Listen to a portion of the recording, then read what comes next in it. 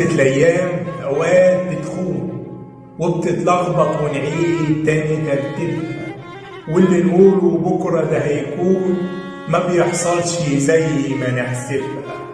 بس بتمشي الدنيا وبتنسينا حاجات كنا نخاف لو يوم فرقتنا، ويوم ورا يوم بتتلخص في ذكريات حلوة ومرة ياما ضحكنا وسنين بكتنا.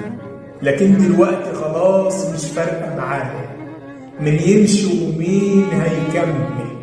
ظبطت حياتي اني اكون لنفسي سنة، والكل الحيرة واللخبطة هتحمل وهحذف اللي كانت كمالة عدم. ظبطت حياتي اني اكون لنفسي سنة، اكتب ليا رسالة شكر واحن على نفسي وادلل. اصلا مش مستاهلة الدنيا اننا نسجن نفسنا جواها وفي تفاصيلها.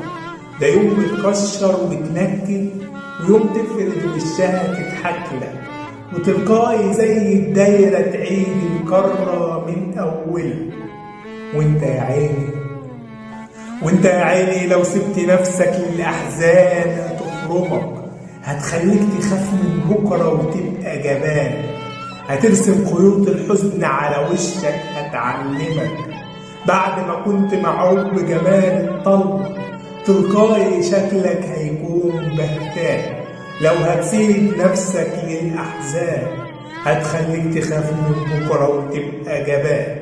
فاسمع مني يا صاحبي خلاصة القول، إياك تتعلق وتثبت في حبال العشم. خليك دايما مع ربك على طول، هتلاقي الدنيا في وشك بتبتسم. هتلاقي الدنيا في